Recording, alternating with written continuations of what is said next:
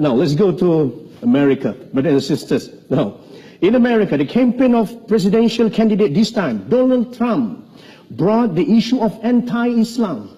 And surprisingly, brothers and sisters, this campaign has a big support of public. D.Zaakir. So, what do you think behind this phenomenon? What does it indicate? No, I believe that we find that anything which is popular, they do have enemies. Yeah. And Allah says in the Quran that every prophet had an enemy. And Muhammad sallallahu alaihi wasallam, being the last prophet, will always have an enemy. So I feel that people like Donald Trump, they prove the Quran right. Allah says in Surah Furqan, chapter number 25, that there will be an enemy for Muhammad sallallahu alaihi wasallam. And since Muhammad sallallahu alaihi wasallam, his message is going to be till eternity, they are bound to be critics and enemies of Islam and of Prophet Muhammad. So these people are proving the Quran right. Because in spite of all these things, Islam is spreading. Allah says in the Quran, in Surah Imran, chapter 3, verse 54, Allah says, Makaru makarallah wallahu khairul makirin. They plan and plotted, Allah too plan. Allah is the best of planners. If you see after 9/11, the media war on Islam and throughout the world, normally people should think that now Islam should perish, na'uzubillah. They cannot. But we find that more people want to know what kind of religion is this. And we find that in USA alone, in a span of about 9 months, after 9/11, 34,000 Americans accepted Islam. In Europe alone, in a span of 10 months after 9/11, more than 20,000 Europeans accepted Islam. So more they are trying to attack Islam, more Islam is spreading. I believe that such type of people, in the long run, it is benefit for Islam. People want to know what is this religion. And whenever people attack Islam, and you find that in the long run, it benefits Islam. All right. That's fantastic. Now, D.Zaakir, do you agree if I say that now Muslims are caught up with efforts to restore the image due to Islamophobia campaign in the West?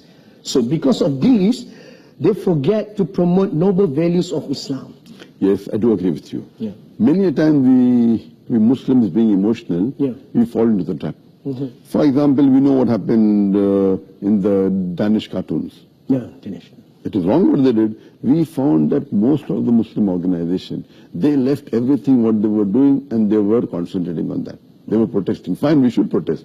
But that doesn't mean that we stop our activity. So if an organization was suppose doing 100 points work, they focus all their attention on replying to the Danish cartoon, and out of 100, they only do 5 points work. So imagine if all the organizations do that, it will be a loss for the Muslim Ummah. What we require, there should be specialized organizations to take care of this. And I've given a talk on this, how this should be dealt. What we do, we become emotional. Fine, we disagree with it.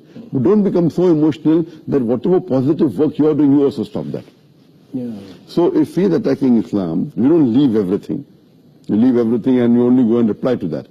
I mean, for example, as I told you earlier, that anyone that is popular, they're bound to be criticism on him. I mean, for example, if you go on the Google and if you type my name, there'll be about approximately 15 million websites which has my information. I would say approximately 15 to 20% would be against me. So when a person gets popular, they're bound to be enemies. Initially, I had a perception that when anyone gets popular, the percentage of enemy remains the same. For example, if there are 100 followers, then 1 is enemy. If you have 1,000 followers, then 10 is enemy. If you have 1,000,000 followers, then there will be 10,000 enemies. The 1% remains the same, or 2%, or 10%, whatever the percentage, it remains the same. But later on, I realized that it's not like that. If you see the seerah of the Prophet Muhammad, when he started preaching Islam, initially he had 5 followers, no enemies. It became 50, 100, no enemies. When it started increasing, then the enemies started appearing. Today, the most popular human being in the world is Muhammad sallallahu alaihi wasallam. Even according to Michael H. Hart, even according to non-Muslims, the most influential human being in the world is Muhammad sallallahu alaihi wasallam. Today, if you know that there are about 1.8 billion Muslims, and maybe another 100 more million maybe non-Muslims who may be liking Muhammad sallallahu alaihi wasallam, you can say 2 billion Muslims who may be liking Muhammad sallallahu alaihi wasallam. But those who are against Muhammad sallallahu alaihi wasallam will be more than 2 billion. Yeah. So because of the popularity, then the person